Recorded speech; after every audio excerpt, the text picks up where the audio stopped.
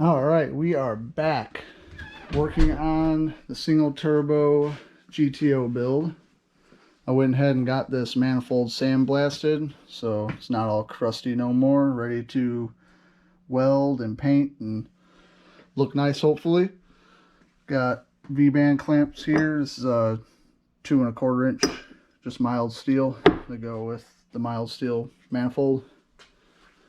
It's been probably, I don't know, it's been a good week or two since I've worked on this. I haven't had a chance to really get out here till now, so today I'm going to get a little bit of this done, show you what I do with this. It's pretty simple.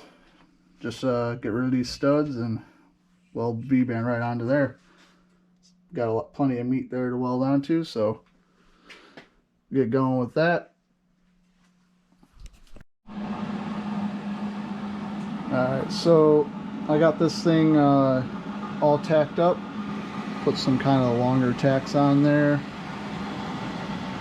That way it holds good. Sometimes when you tack these and you just do a little dot, you could do like 4 little tiny small tacks.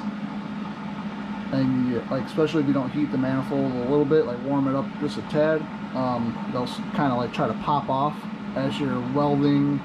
Like say you have a tack here and you're welding this side, fully welding it, this side will try to pop off because everything tries to pull as it starts to heat up. But so I did throw a little bit of heat in this beforehand into the manifold just right here, and then I put these kind of larger tacks on here. I put 4 of them on there, all spaced out, and as you can see I have it clamped up. That way the flange doesn't have a tendency to warp or anything. But yeah, so I'll get that welded on here in just a second. Set the camera up.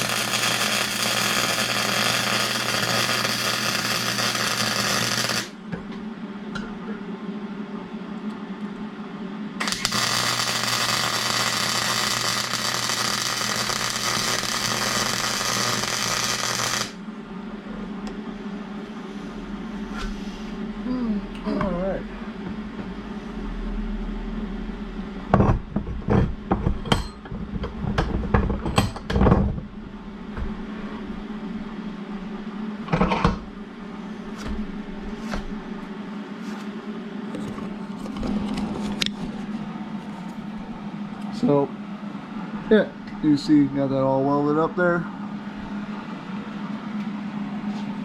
Turned out pretty decent. So spinning around here. If it'll go.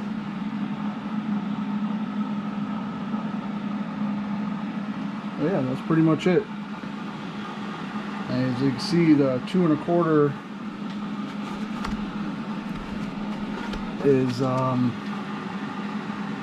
pretty much the perfect size for the stock like OEM manifold. And there's a lot of manifolds for LS stuff that seem to be around like 2 1/4 or maybe a little bit larger, but you can put a 2 1/4 inch V-band on there, and the V-band is just inside diameter is just a little bit larger than the exit on the manifold, so it kind of works out perfect. Makes for a decently smooth transition. So yeah, that should work out pretty nicely. So I got this manifold back on the car here, and I got a 45 tacked up onto that V-band, the other end of it on the manifold. I'll go under here real quick and show you what the plan is for this.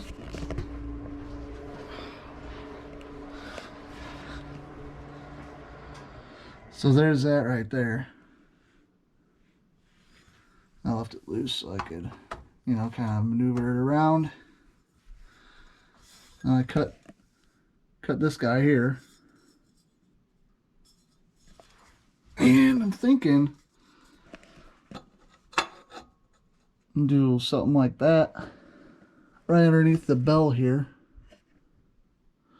and go on around up to there, right there above the downpipe between that steering rack, the shaft there. It will end up being like kind of a little bit low, but not much lower than the bell housing and the subframe and all that. So I'm going to go ahead and get this tacked up like this and work on getting the rest of the crossover plumbed up over to that side, and we'll go from there.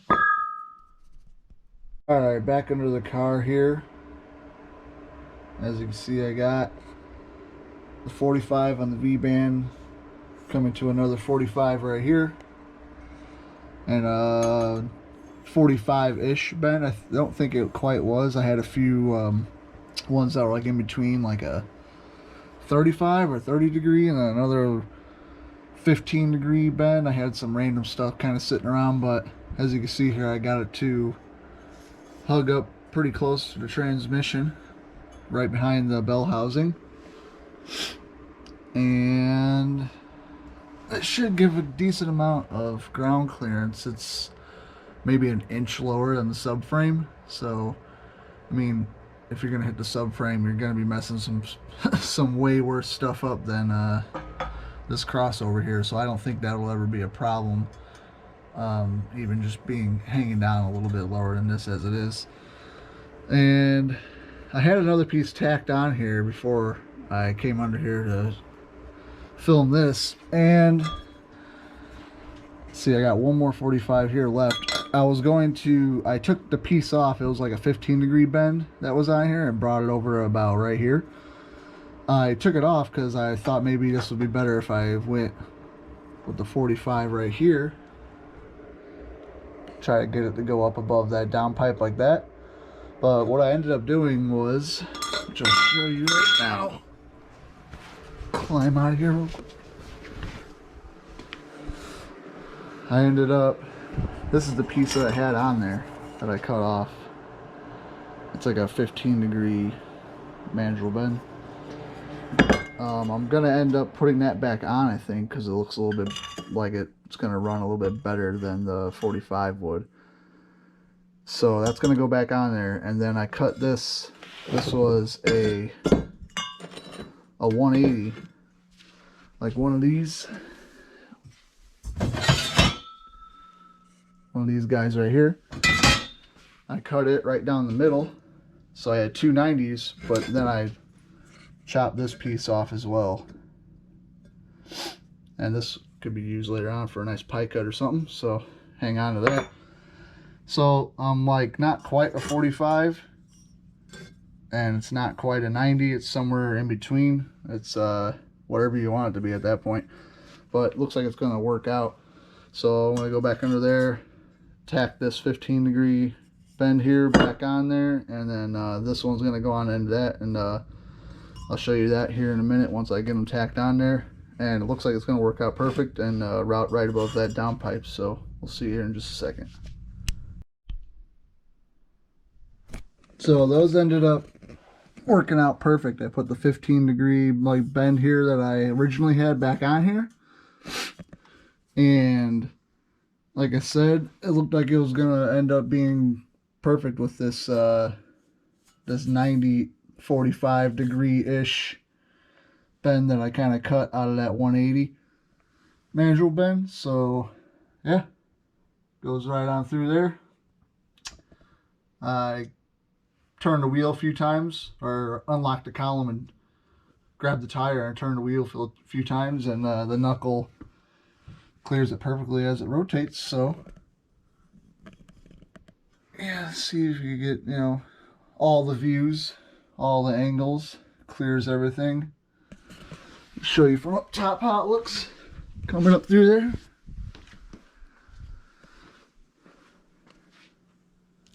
Has plenty of room between the frame rails.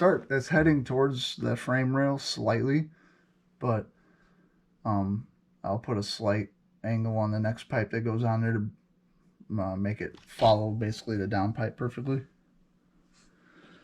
Keep it away from the frame rail. I just wanted to make sure that I kept it off of the steering knuckle there, because you definitely don't want that hitting while you're trying to make a turn or something and have interference with that. So yeah. Next, I want to get a mock-up block that I could put on the stand here and then pull all this stuff off, put the downpipe, and put the whole hot side on the mock-up block with the heads and all, and do like this section right here and getting it up into here off of the car on the engine stand. I think it'd be a lot easier trying to get everything tied in right here. So I'm getting ready to go pick up an aluminum block, hopefully an LS1 block that someone doesn't want anymore, and I'll be using that for like a mock-up. And then once I do that, I could bolt everything onto the mock-up block as well and finish welding everything. That way it does not move, because if you weld this stuff off the car, like that whole crossover pipe, you weld it off of the car, even if you tack it really good on the car, when you go to bolt your or put your V-band clamps back on and stuff, none of it will line up again, because everything likes to pull a little bit here and there on each joint, so it goes all over the place. It could be an inch off, especially with that long run coming from all the way down and around and up to here. I don't usually like to use flex sections, flex joints or whatever, because they like to break a lot and it's just a failure point. I haven't had any of the solid stuff ever break over the years, so I just do everything solid. So yeah, that pretty much wraps up the crossover for right now. I can't really go any further until I get that mock-up block, because this is just going to be a pain trying to do this underneath here. So I'm going to wait to get that mock-up block set up, and next video I think I'm going to split it up, because this one's probably around 10-15 minutes already as it is. So I'll probably finish the crossover and do the wastegate in the next vid. So yeah, once I get that crossover all done and start messing with the cold side, getting the intercooler mounted and all that good stuff, somewhere in between all that, I may get this done before I start messing with the twin turbo car over here.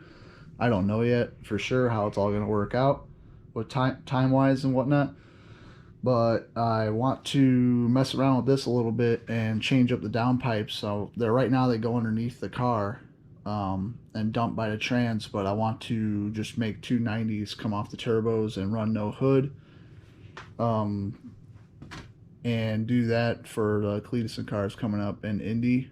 I think it's like the second or third week of April. So yeah, I'm gonna be getting this ready and whatnot and show you guys all that too, coming up here pretty soon. Also, I'm getting ready to, I got 2 extra wheels I think that I could use. I want to get some burnout tires. I think I want to get at least 2 sets to bring down there. I'm not sure how many chances you get or however it goes, or if you could go out there in the burnout pit when they do those. the Cletus and cars or not. I don't know how exactly it works, but I'm bringing at least 2 sets down there for that. I found some Amazon tires that are about $60 or $70 a piece. Some random brand I've never really heard of, so I'm gonna order those up here pretty soon and get those mounted up on those and get this car ready for that. Because before you know it, it'll be time to head on down there for that. So yeah, after that, hopefully we'll have this all finished up and I get started on this car. We'll see if it survives the Cleeson cars. Either way, after that, in April, it's getting a rebuild, new motor, new turbos, new everything. Basically, I need to redo a bunch of fuel lines on it and fix some other things that are going on with it. But yeah, like I said, I'll be making videos of that in the near future here, getting it all squared away. So yeah, that'll be coming up here soon as well, hopefully in the next few months. So yeah, thanks for watching. Like, comment, subscribe. I'd really appreciate it if you could subscribe. I'm almost to 100 subscribers right now, I do believe, and I'd like to get to 1,000 here pretty soon in the next few months. That'd be great, but it is what it is. We'll see what happens. I'd like to grow the channel though. Thank you.